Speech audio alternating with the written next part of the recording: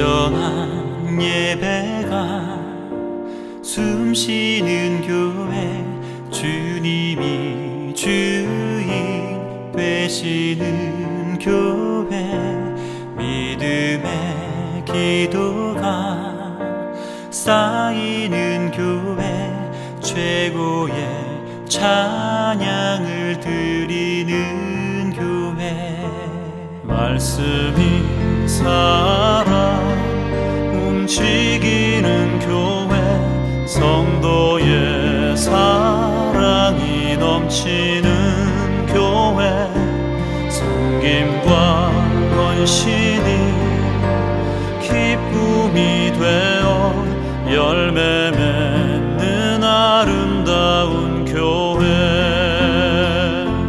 주님의 마음 닮아서 이웃을 사랑하는 교회, 주님의 영광을 위해서 빛되신 주님 정하는 교회.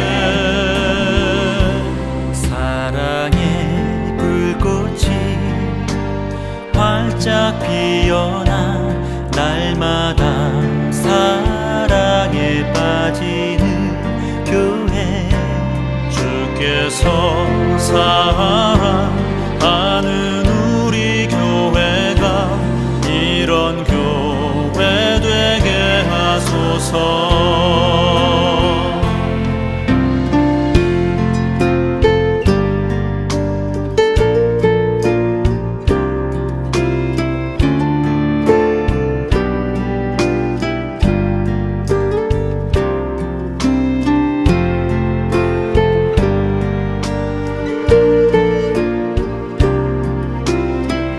긴장대를 주세요. 처음 만난 사람들도 아닌데 좀 표정이 너무 굳어져 있는 것 같아요.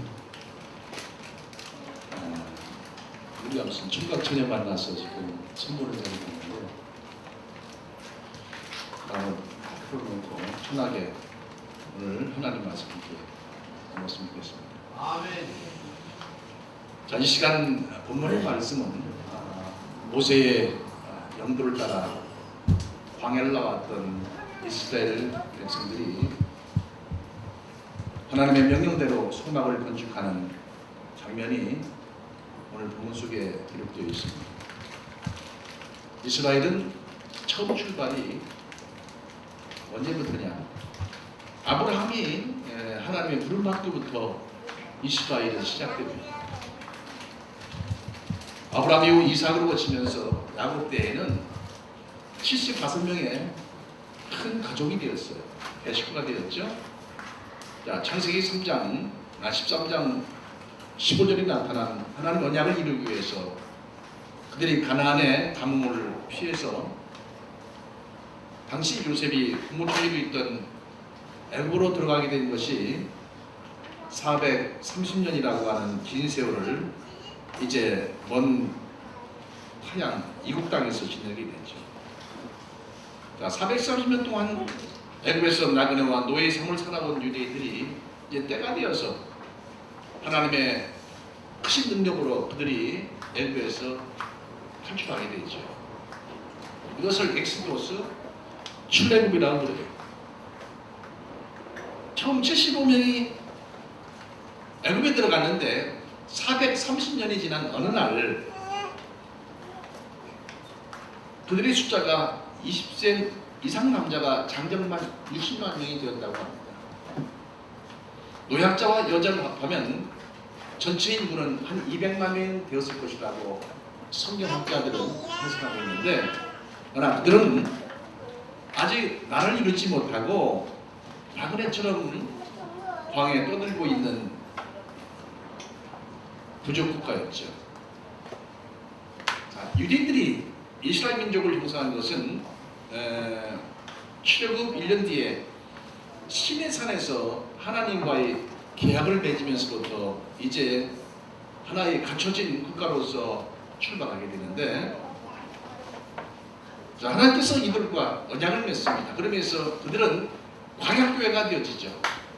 광야교회란 하나님이 친히 이끄시는 바로 거룩한 조직이라는 뜻입니다.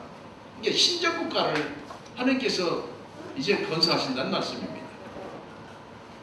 그들이 하나님의 그 지체 속에서 인도 속에서 이제 지켜 나가야 될 그 법도를 주셨는데 이것을 율법이라 이렇게 말합니다. 모세는 8번에 걸쳐서 입산하는데 오늘 5번째 시내산에 올라갔을 때에 하나님께서 이제 이스라엘 백성들 가운데 거하시겠다고 하는 그 표징으로 하나님이 거하실 성막을 짓도록 명령하십니다. 그리고 출애굽한 이스라엘은 12지파가 이제 사방에 4지파씩 동서남북으로 배치를 해서 성막을 중심으로 살면서 광야길 40년을 그들은 행진하게 되지요. 자, 그러니까 하나님께서 동행하시는 이스라엘 백성들은 이제 문제될 것이 하나도 없습니다. 그 하나님 어떤 하나님입니까? 전능하신 엘로힘 하나님이에요.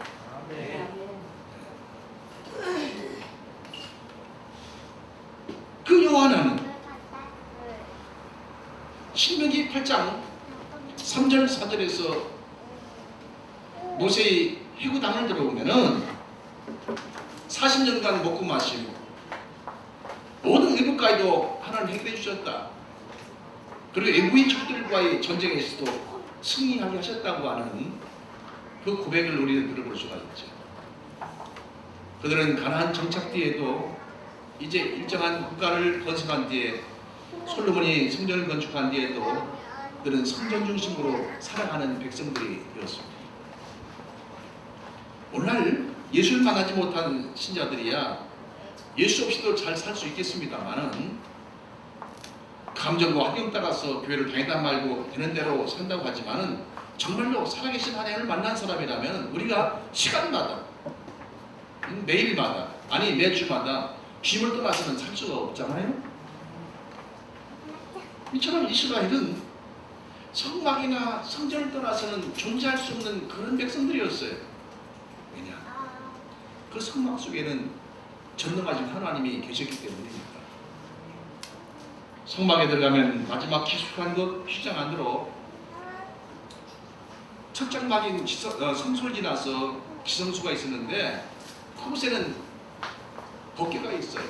그리고 법궤 위에는 시움소라는 하나님의 임지장소가 있는데 성막 안에서는 제사장들이 백성들 개인의 죄를 대속하기 위해서 번제단에서 매일 활동하였는데 이 둘째 장막이었던 이 지성소에는 민족적인 죄를 이스라엘 원력으로 이스라엘 7월 1일 날 대속죄일 용키파라고 하는 바로 속죄일 날 대장이 1년에 한 번씩 송아지 피를 가지고 들어가서 속죄 제사를 드리는 장소가 바로 시온소에 하나님이 임재했던 법궤였던 것을 볼 수가 있죠. 히브리서 9장 7절 보니까 오직 둘째 장막은 대제사장이 홀로 피 없이는 아니하나니 이는 자기와 백성들의 허물 위하여 드리는 피라고 그랬어요. 이것은 뭡니까? 죄인된 사람은 누구를 할지라도 거룩하신 하나님을 직접 만날 수 없고 피, 즉 예수 그리스도의 십자가에서 우리를 위해 대속의 피를 흘리신 그 피를 가질 때만이 하나님을 만날 수 있다는 것을 계시하고 있는 것을 보여주고 있는 것이죠. 자, 여러분, 우리는 매주마다 이렇게 교회에 출석합니다. 그런데도 우리는 아직도 예수 그리스도의 그 참 신비를 깨닫지 못하고 구원의 은총을 알지 못하기 때문에 싼 것에 우리 마음을 뺏기고 믿음을 뺏고 살 때가 얼마나 많습니까? 그렇습니다. 엄청난 이 구원의 도리를 체험한 사람은 절대로 세상에 우리 마음을 뺏기거나 우리 인생을 뺏기는 자가 되지 않을 줄로 믿습니다. 오늘 본문 속에 기록된 이 광야에 세워진 이 성막은 우리가 어떻게 하나님을 섬길 것인가에 대한 것을 구체적으로 계시해주는 그 내용이 이 성막 속에 있는 거죠. 이 성막은 텐트로 만들어졌습니다. 이동식 성전이었어요. 자, 그들은 광야에서 나그네의 삶을 살았지요. 언제든지 구름기둥과 불기둥이 떠오르게 되면 그들은 구리기둥과 불기둥을 따라서 이동해야 됐어요. 하나님께서 구리기둥과 불기둥을 통해서 이동하라고 하는 그 신호를 보내면 즉시 그들은 이 텐트 장막을 접어서 불기둥과 구리기둥이 이동하는 그 방향을 따라서 그들은 가야 됐고, 머무르면 바로 그곳에 다시 장막을 풀고 그들은 진을 치고 함께 이제 하나님께서 다시 움직일 때까지 그들은 기다렸던 것을 볼 수가 있죠. 그러니까 편리에 따라서 그들에게 선망을 주었다고 하는 것입니다. 이것이 솔로몬 왕의 시대와 저는 이제 가나안 땅에 정착하게 되는데, 그때서야 비로소 고정된 성전을 하나님께서 짓도록 허락하시죠. 이스라엘 포로 시대와 또 식민지 시대를 지내면서 신화족이라고 하는 유대인들이 모이는 어떤 회당으로 그 형태가 바뀌었고, 오늘날에 이 교회로 바로 변천해 왔다고 하는 역사적인 사실을 우리는 생각해 볼 수가 있습니다. 여러분, 자, 오늘의 이 시간에는요, 모세를 통해서 관광교회가 하나님의 명령을 따라 성막을 짓는 그 과정을 통해서, 자, 저와 여러분들이 가져야 될 올바른 교회관은 무엇일까 한번 상기해보는 시간을 갖고자 합니다. 자, 첫째로 성령의 교회란 무엇을 교회라고 말하고 있습니다. 어떤 이것은 신학적인 문제가 아닙니다. 한번 여러분 대답해 보시기 바랍니다. 교회란 뭐냐? 교회. 오늘날 많은 성도들이 교회가 무엇인지, 이 교회에 대한 정의를 올바로 내지 못하기 때문에, 이해하지 못하기 때문에 상당히 혼돈을 거듭하는 것들을 우리는 볼 수가 있죠. 교회를 예배당으로 생각합니다. 여러분들 오늘 또 교회 가자. 자, 예배당 가자를 교회 가자 이렇게 표현했습니다. 아니, 예배당을 어떤 사람들은 성전이라고도 합니다. 그러니까 교회와 성전과 교회당에 대해서 이 개념을 올바로 정리하지 못하고 있기 때문에 많은 사람들이 바로 이 속에서 혼돈하고 있다는 거죠. 한번 여러분들은 오늘 이 시간 이걸 정립하고 넘어가야 되겠는데, 심지어 어떤 목사님들까지도 교회가 뭔지, 성전이 뭔지, 예배당이 뭔지 이 개념을 제대로 구분하지 못하는 분들이 참 많다고 하는 거죠. 그래서 어떤 목사님들은 주님의 몸된 교회보다도 이 교회당을 더 중요하시는 경향을 갖게 되는데, 참으로 개탄할 일입니다, 여러분. 특히 한국 교회는 이 성전이라고 하는 그 용어에 대해서 어떤 성도 개개인에 대한 애착보다도 큰 애착을 가지고 있기 때문에, 바로 이것이 오늘날 교회 안에서 엄청난 때들은 시험이 되고 문제거리 되는 경우도 많죠. 그렇습니다. 우리는 건축도 해야 되겠습니다만, 어떤 교회당, 예배당 건축보다도 중요한 것은 하나님의 거하실, 바로 우리 심령을 건축하는 것이 급선무라는 사실을 꼭 기억하시기를 축원합니다. 어떤 건물보다도 하나님의 거하실, 바로 우리 심령 건축이 더 중요하다고 하는 것입니다. 그렇다면 먼저 구약 성전 속에서 하나님이 어떤 관심을 가지고 있었는가가 참 관건이 되겠는데, 초대교회 14 중에 어떤 첫 선교자 스데반이 설교를 사도행전 7장 46절 이하에서 보면은, 솔로몬이 근로에 집을 지었느니라 지극히 높은 이의 손으로 지은 곳에 그분은 계시지 않았다고 이스라엘 백성을 향해서 책망하는 모습입니다. 하나님께서는 건물을 중요하게 여기지 않았다는 거예요. 그 아름답게 지었던 건물 속에도 주님은 계시지 않았다는 거죠. 사도행전 10장에서도 바울 사도는 손으로 지은 자는 계시지 아니하시고 그분은 그곳에 계시지 아니하시고 라는 말씀을 볼 때에, 바로 주님은 성전 속에 계신 분이 아니었다는 거죠. 이사야 66장 1절 2절 보면은, 여호와께서 이같이 말씀하시되 하늘은 나의 보좌요 땅은 나의 발등상이니 너희가 날 위하여 무슨 집을 지을고 나의 안식할 처소가 어디냐. 나 여호와가 말하노라. 나의 손이 이 모든 것을 지어서 다 이뤘느니라. 무릇 마음이 가난하고 심령에 통해하며 나의 말을 인하여 떠는 자, 그 사람을 내가 권고하려니와. 그들과 함께 하겠다는 거예요. 보십시오. 이 성전이 중요시하게 여겨지던 구약시대에도 하나님께서는 어떤 외형적인 성전보다도 하나님을 향했던 그 사람들의 그 마음을 더 중요시하게 여겼다고 하는 것입니다. 그래서 마음에도 없이 형식적으로 성전에 나오던 당시의 성도들에게 이사 훈자를 통해서 하나님은 이사 1장 10절에서 뭐라고 말씀하십니까? 너희가 내 앞에 보이러 오느냐? 이것을 누가 너에게 요구하였느냐? 너희들은 내 만남만 밟고 있다고 책망하는 모습이 나오죠. 그렇다면 신약에서 바울 사도는 이 성전을 어떻게 해석하고 있습니까? 고린도전서 3장 16절 보면은 너희가 하나님의 성전인 것과 하나님의 성령이 너희 안에 거하시는 것을 알지 못하느냐. 고린도서 6장 16절 보면은 하나님의 성전과 우상이 어찌 일체가 되리요 우리는 살아계신 하나님의 성전이라. 신약에 와서는 아예 하나님을 모신 사람의 육신을 성전이라고 이렇게 정의하는 것을 볼 수가 있죠. 저는 구약시대나 신약시대나 어느 시대를 막론하고 하나님께서 어떤 신령보다도 외형적인 건물을 더 중요하게 여겼던 데는 없었다는 사실입니다. 아무리 아름다운 건축으로 하나님의 집이라고 하면서 지었지만은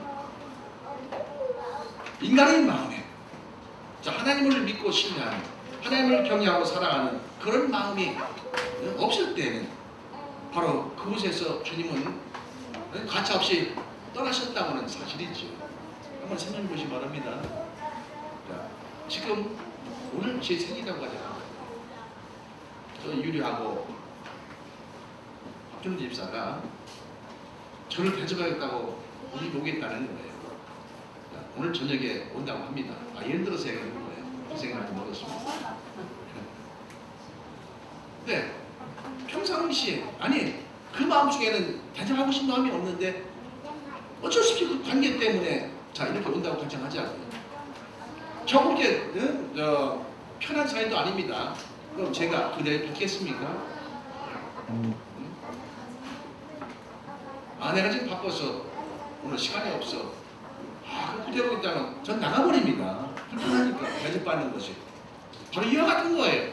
하나님과 어떤 올바른 관계가 제대로 되어 있지 않으면서 하나님 앞에 제사하고 예배 나오는 그 성도들을 향해서 구약 백성들을 향해서 아니 오늘날 교회들을 향해서 주님은 나와 상관이 없다고 말씀하신다는 말씀이죠.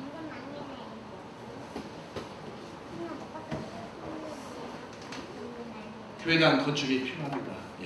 예배당 건축이 필요하죠. 그런데 이 시대에 유독 한국 교회는 천하보다 귀한 그 본질적인 그 생명을 희생시키면서까지도 꼭 그렇게 구약의 어떤 성전이나 성막을 짓던 그 모습처럼 교회당만을 지상에 지으려고 고집하는 그 모습을 우리는 보면서 다시 한번 우리는 깊이 생각해야 될 문제라고 생각합니다.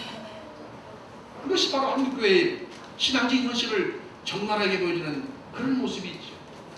그러니까 한국교회는 영적인 어떤 성장보다도 사람들이 보는 시각적인 문제, 과시, 사람들이 인정받기 위해 출연하면서까지도 어떤 외적인 모습을 더 중요시 여기는 경향이 있다고 하는 사실이죠. 구약에는 성막과 성전 하나님이 계셨지만은 지금 이곳에 우리 심령 가운데 우리가 올바로 신앙 고백하지 않는다면은 바로 절대로 그 주님은 그 하나님은 우리 가운데 계시지 않는다고 하는 사실입니다. 여러분, 교회는 하나님과 거래하는 장소가 아니에요. 교회는 예배당은 장사가 돼서는 안 된다 이 말이에요. 여러분들이 기도할 때도 하나님 내가 이렇게 할 테니까 이렇게 해주십시오. 이건 올바른 예배자의 세세가 아니에요. 바리새인처럼 내가 이렇게 살았지 않습니까 하나님? 이렇게 자랑하는 장소도 아니에요. 자기를 과시하는 그런 장소도 아니다 이 말입니다. 또한 예수 이름 팔아먹는 사기단체가 되어서도 안 될 줄로 믿습니다. 이거 알아야 돼요.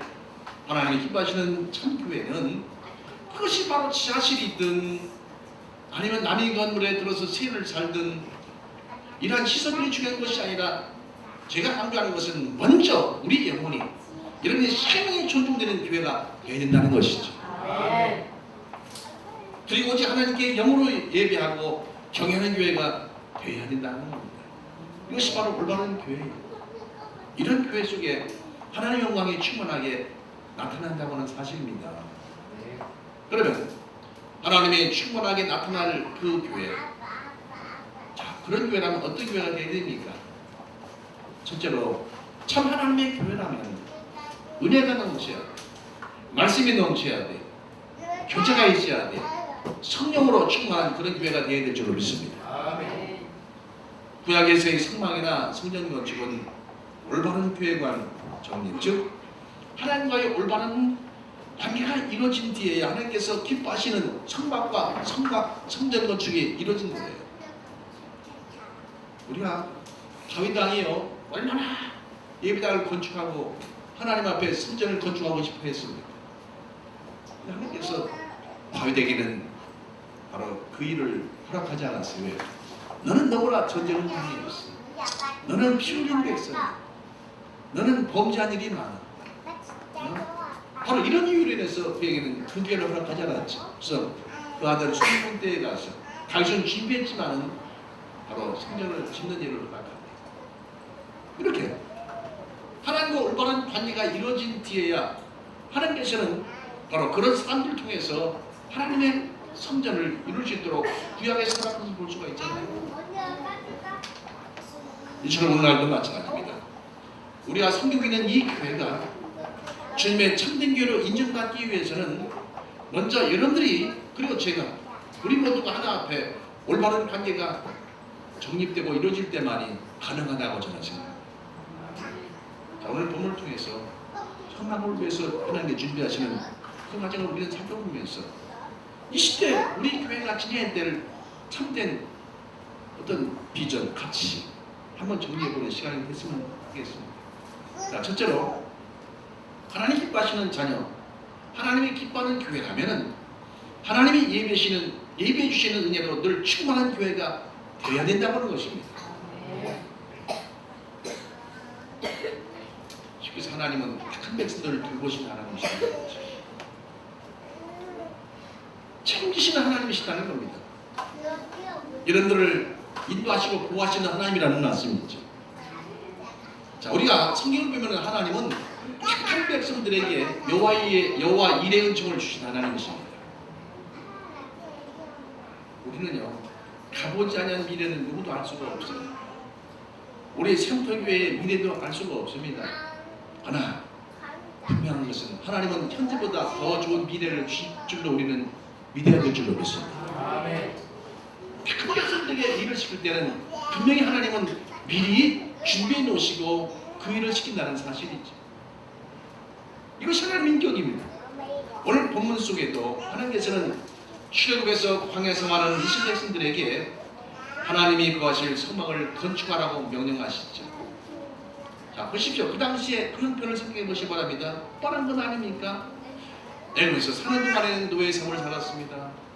그리고 지금은 한 폭이 제대로 자라지 않는 광야 속에서 나그네의 삶을 살아가는 바로 유랑민족입니다.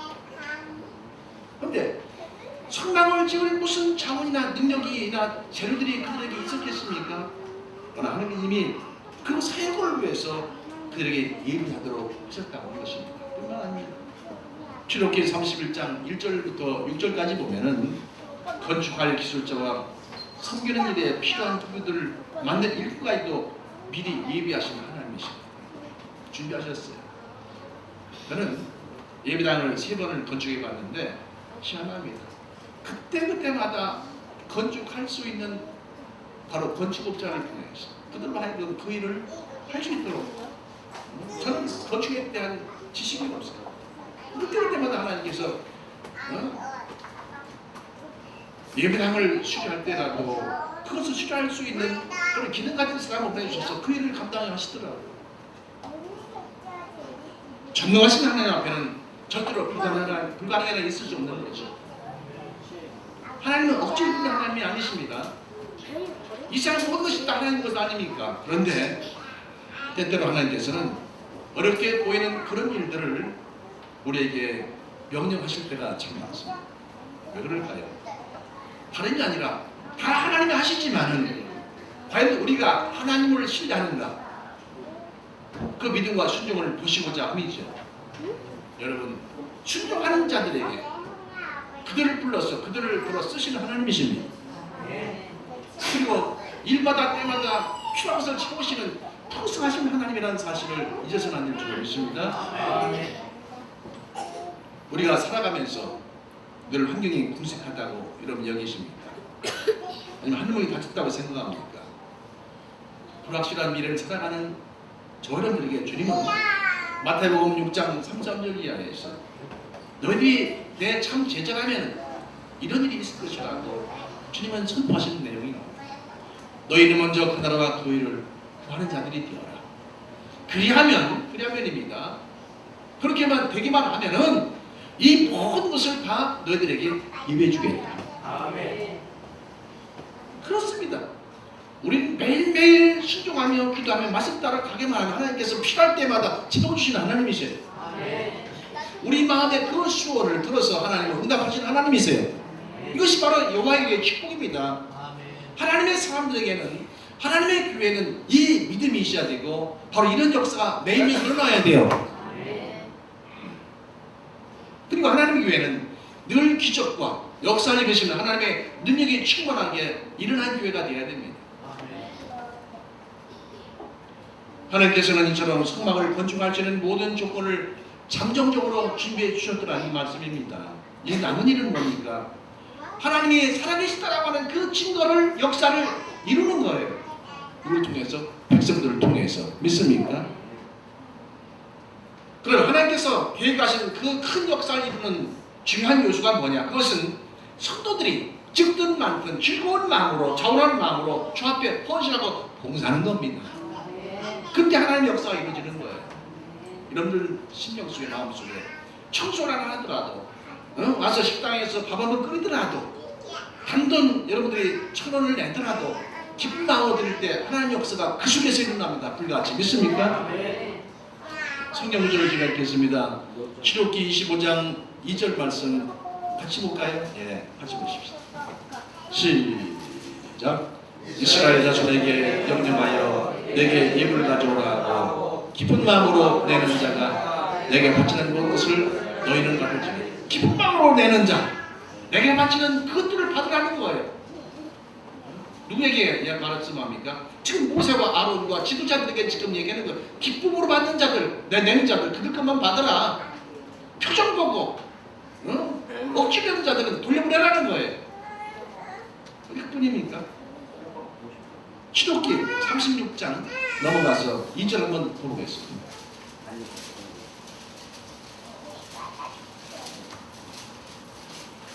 읽겠습니다. 시작. 모세가 부살렐과 올랴과 및 마음이 지혜로운 사람 곧 그 마음에 여호와께로부터 지혜를 구하서 그 일을 하려고 마음에 원하는 모든 자를, 그 일을 하려고 마음에 원하는 자들, 내가 그 일을 하겠습니다.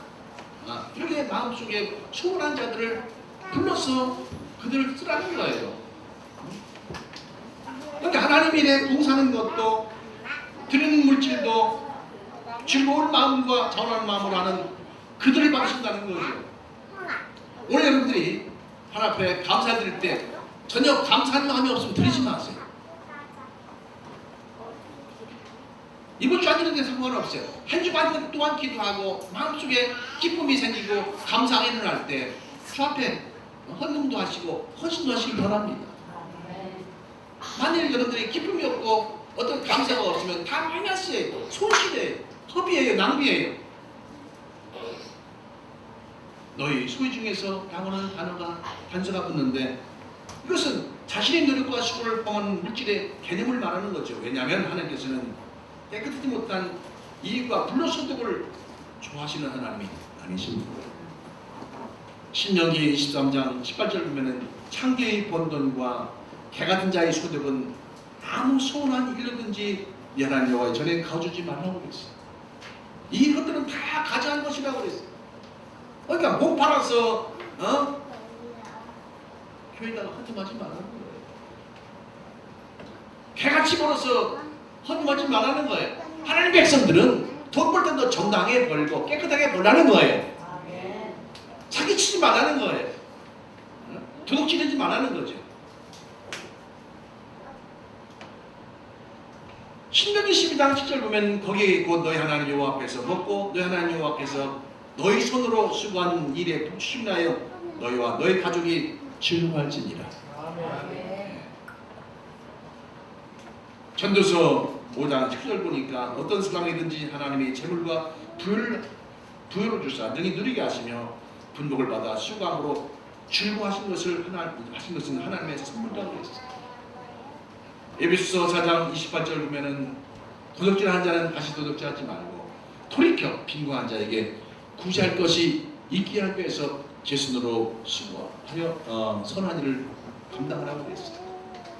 여러분, 하나님 나라는 어떤 이웃과 남의 도움으로 하는 나라가 아닙니다. 출급으로 자원하는 수고를 아끼지 않는 그런 자만이 갈 수 있는 나라가 바로 천국이요 주님 나라입니다. 기쁨으로 충성하고 봉사하고 헌신하는 그런 자리에서 놀라운 기적이 나타나고 이적이 나타나는 거예요. 작은 겨자씨 하나가 커서 큰 나무가 되는 것처럼 바로 이런 기쁨이 있는 자들이 모였을 때에 즐거움과 감격이 있는 자들이 모였을 때 하나님의 역사가 불처럼 일어난다는 사실입니다. 또한 진정한 하나님의 교회라면 갖가지 은사가 넘치는 교회가 되어야 됩니다. 교제와 나눔이 넘치는 은총이 있는 교회가 되어야 될 줄로 믿습니다. 믿습니다. 하나님의 공급 방식은요, 옛날 시골장터 곡물정과 같은 그런 것을 연상케 하죠. 누가복음 6장 38절 보면 이런 말씀 나옵니다. 주라 그리하면 너에게 줄 것이니 곧 후일이 얻고 그들은 지도록 하여 너에게 안겨주리라. 하나님은 쨍쨍 하나님이 안 하는 거죠. 우리가 구할 것보다 더 풍성하게 허락하시는 하나님이라는 사실입니다. 옛날에는요, 농사를 많이 짓는 집에 곡물을 사러 다녔습니다. 시골에서는 그랬잖아요. 그리고 때에 따라서는 돈이 없으면 어떻게 곡물을 취해서 먹습니까? 우리가 뭐 심을 때 뭐를 심을 테니까 양식 좀 주십시오. 밭을 맬 때 밭을 매들 테니까 미리 양식 좀 주십시오. 이렇게 얻어먹었던 그런 시절이 있었잖아요. 그러면 저는 그때를 회상하면 아직도 기억이 생생합니다. 자, 우리 집에 농사처가 많이 있으니까 주변 사람들이 쌀도 끌어오기도 하고 또 얻어오기도 하고 돈 주고 공무원 아니면 무슨 이런 사람들은 우리 집에 쌀 가지고 쌀을 사러 올 때가 참 많았어요. 그때 우리 어머니는 큰 말에다가 쌀을 대줍니다. 주면서 눌러요, 흔들어요. 그리고 자루에 담고 또 몇 톱을 더 넣어줘요. 예. 그리고 가난한 집 사람들에게는 오고 식내라고. 그래서 계산 없이 주는 것을 저는 보았어요. 하나님은 이처럼 당신의 자녀된 성도들에게 넘치도록 충분하게 공급하시는 하나님이시다는 거죠. 빌립보서 4장 10절 보면은 나의 하나님이 그리스도 예수 안에서 영광 가운데 풍성한 대로 너희의 모든 쓸 것을 채우시리라. 이렇게 약속합니다. 예수님께서도 이 땅에 오신 목적을 요한복음 10장 10절 하반절에 이렇게 말씀하고 계십니다. 내가 온 것은 양으로 생명 얻게 하고 더 풍성히 얻게 하려 함이로다. 그러므로 하나님을 사랑하시는 교회라면 성령이 충만해야 되고, 자, 은혜가 넘치던 초대교회처럼 항상 만 가지 은사가 넘치는 교회가 되어야 될 줄로 믿습니다. 성령 충만하고 하는 대로 충만한 교회가 되어야 된다는 거죠. 나눔이 충만해야 됩니다. 이러한 충만함은 어떤 물질의 넉넉함에서 오는 것이 아니에요. 사람들의 그리 받은 그 심령으로부터 넘쳐나는 것이죠. 오직 예수 그리스도로 말미암아 우리 속에 충만해지는 은혜가 있을 때에 이것이 교회, 참된 교회의 표시가 된다고 하는 것입니다. 여러분, 먼저 여러분 심령 속에 성령이 충만하길 바랍니다. 그리고 행복이 넘치길 주로 축원합니다. 기쁨이 넘치길 주로 축원합니다. 감사가 넘치기를 축복합니다. 사랑이 넘치기를 축복합니다. 봉사와 헌신과 영성이 넘치는 교회가 되기를 주 이름으로 축복합니다. 저는 요사이 매 주일이 기다려져요. 그러신 것 같습니까? 저는 오늘 이 시간 주일 낮 설교 시간에 여러분들 열심히 기도하며 성경 보면 밤잠 자지 아니하고 저는 이 말씀을 준비해서 선포합니다. 그러니까 주일이 기다려지는 거예요. 다음 주에 어떤 사람들을 다시 새롭게 만날 수 있을까? 빨리 한 주만이 돌아왔으면 좋겠어요. 다음 주일에는 이제 소머리국밥 준비해서 대접하고 싶은 그 마음으로 만나게 대접하고 싶어서 다음 주에 또 기다렸죠. 전 다음 주에는 설교가 다 준비되어 있어요. 뭐냐? 등불을 켜라. 다음 주에는 등대에 불밖이라는 말씀으로 저는 준비하면서 미리 한 두 주 전부터 그 주일을 기다리고 있는 거예요. 우리가요 손님이 온다고 미리 다 준비해 놓은 사람들은요 왜 안 오지? 왜 안 오시지? 좀 늦으면 왜 안 올까? 그런 기다림 심정이 있지 않겠습니까? 저도 마찬가지예요. 토요일이면 왜 주일이 빨리 오지도 않지? 월요일만 되면 빨리 다음 주일에 왔으면 좋겠다? 거짓말 같습니까? 오늘 점심도 사랑이 넘치는 성체비빔밥 할렐루야. 그 애청함께 나누고 싶어 벌써 기다려집니다. 여러분 참 이제 말씀을 정리하려고 합니다. 참된 교회가 어떤 교회인지 이제 이해가 되십니까?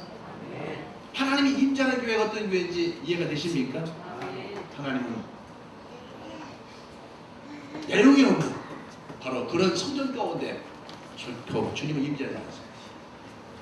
하나님 기뻐하시는 성막, 성전이 무엇인지 이해가 되시는지. 교회란 건물이 아닙니다, 여러분. 하나님께서 예수 안에 부르신 사람들의 모임입니다. 주님께서 다시 오실 때까지, 그때까지 하나님의 뜻을 수행하도록 하나님께서 이 땅에 허락하신 하나님의 전쟁기지. 그러므로 여러분들은 자신의 생명을 들여서 하나님의 뜻을 수행하는 하나님 나라의 군사들이 일꾼들이 되기를 축복합니다. 그러게 우리는 주님이 세우신 거룩한 이 성 조직 센터 교회를 지켜야 될 사명이 우리에게 있는 거예요. 생명을 다해서 말이죠. 우리가 힘써 지켜야 될 것은 어떤 건물, 무슨 예배당, 교회당 이거 아닙니다. 예수님 당시 성전의 아름다움을 자랑하고자 했던 제자들에게 주님은 누가복음 19장 44절에서 돌 위에 돌 하나도 남지 않을 것이다. 어제 강해진다라고 그랬어요. 예전에 금으로 입혔던 예루살렘의 솔로몬 왕이 세웠던 아름다운 건물도 영혼이 떠나버리니까 진정성이 떠나버린 그 건물 속에 하나님이 떠나버린 그 건물 무너지고 말더라. 오늘날 교회당이 아무리 잘 지었다 할지라도 그 안에 살아있는 영혼들이 없다면 참 말씀이 없다면 진정한 사랑도 없고 감동도 없고 눈물도 없고 소망도 없다면 이런 것이 없다면요. 그리고 가장 중요한 핵심이 성령님의 충만한 임재가 없다면 그것은 진정한 교회라고 볼 수 없는 거죠. 하나님이 임재하지 않는 성도가 무슨 의미가 있겠습니까? 하나님이 거하지 않는 성도 그 심령 속에 말이죠. 그 성도 무슨 가치가 있겠습니까? 하나님의 그 속에 있을 때 우리가 가치 있는 거예요. 믿습니까? 바로 이 우리 센터 교회 위에 하나님이 임재할 때 이 교회는 교회로서의 가치가 있다 이 말씀입니다. 사람들은 어느 교회당 안에 사람들이 가득 찼더라고 부러워합니다. 우리 교회당은 이렇게 크고 아름답고 부족한 것이 없다고 자랑하는 시대에 우리가 살고 있잖아요. 성경은 결코 그런 외적인 만능으로 충만히 이렇게 말하지 않습니다. 계시록 3장 10절에 너는 스스로 부자라 부유하다 부족한 것이 없다 하지만 내가 본 넌 너무나 가난하고 비참하다고 주님 말씀하지 않습니까? 주님을 문 밖에 내어 쫓은 그런 교회 아무리 숫자가 많으면 무슨 의미가 있겠고 아무리 건물을 발휘하면 무슨 의미가 있겠습니까? 비록 적더라도 주님과 함께하는 그런 교회가 되어야 줄 믿습니다. 비록 초라하고 무작정 인생이라 할지라도 주님과 함께 걸어가는 그 인생이야말로 가장 값지고 복된 인생이라고 저는 말할 수가 있어요. 여러분 충만은 오직 예수 그리스도의 충만입니다. 예수 이름에 충만이 되어야 될 줄로 믿습니다.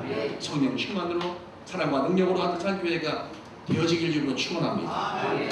여러분이 주님 나라에 편히 쉬는 그날까지 우리 샘터교회는 오직 예수 그리스도로 충만한 교회, 주의 몸된 샘터교회를 바로 세워가는 그런 성도들이 되기를 주로 축복합니다. 기도하겠습니다. 자비로우신 아버지, 지상에 하나님이 거하실 성막을 세우기 전에 주님께서는 요하이를 준비하셨고 또 모든 아버지 일할 사람들을 자격과 아버지 구비를 하심으로 인해서 진정한 성막을 세우셨던 것처럼 오늘 또 하나님의 참된 우리 샘터교회를 세우기 위해서 먼저 하나님의 사람들로 이 교회를 구성하게 하시고 성조직으로 아버지를 조직하게 하신 것을 감사합니다. 주님을 올바로 고백하지 않는 그런 자들이 수천 명, 수만 명이 모여분들 무슨 소용이 있겠고 신령한 그 나라를 정립하는 그 개념이 정의되지 않은 자들이 아무리 많이 모인들 무슨 의미가 있겠습니까?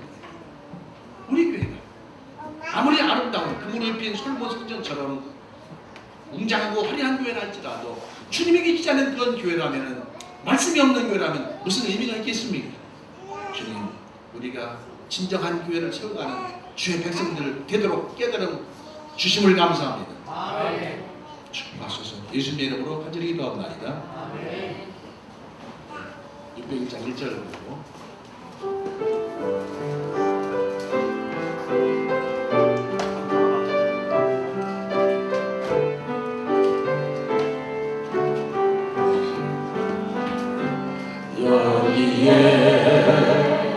모인 우리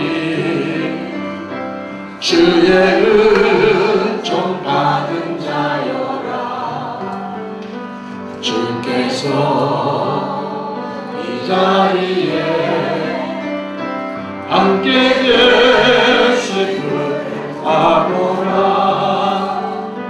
언제나 주님만을 찬양하며 따라가리니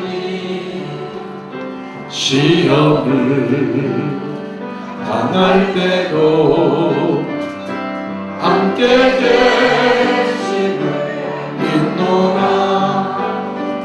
이 믿음도 글쎄라. 주가 지켜주신다. 어두운 밤에도 주의 밝은 빛 인도하여 주신다. 지금은 우리 주 예수 그리스도의 은혜와 하나님 아버지 원하신 사랑과 성령님의 교통하심과 인도하심과 충만하심이 맥주 감사 주의를 당하여 주 앞에 큰 감사 큰 마음으로 드리는 성도들 심령과 저들의 생활 속에 오늘 새롭게 이렇게 등록하여 우리와 함께 출발하고자 소원하는 김미진 사랑 딸 머리와 가정 위에 그리고 자손 대대 위에 성도들 머리마다에 지금부터 영원토록 함께 계실지어다. 아멘.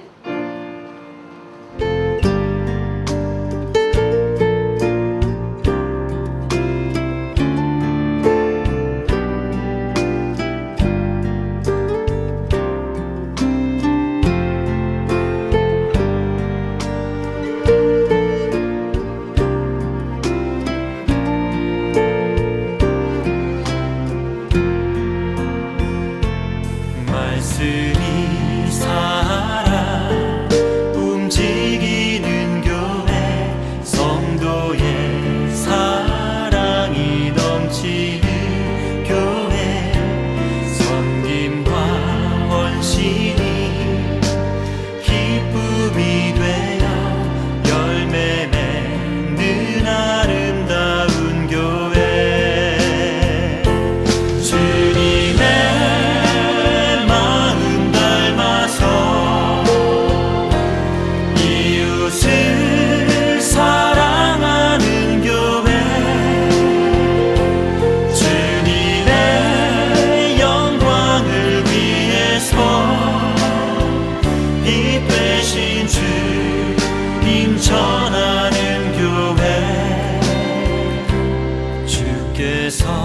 사랑하는 우리 교회가 이런 교회 되게 하소서.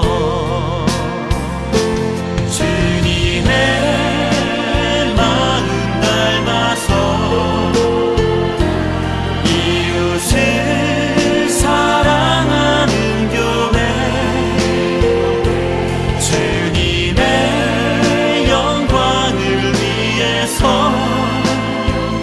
이 대신 주님 전하는 교회. 사랑의 불꽃이 활짝 피어나 날마다 사랑에 빠지는 교회, 주께서 사랑하는 우리 교회가 이런 교회 되게 하소서. 주께서 사랑하는 우리 교회가 이런 교회 되게 하소서. 이런 교회 되게 하소서. 이런 교회 되게 하소서.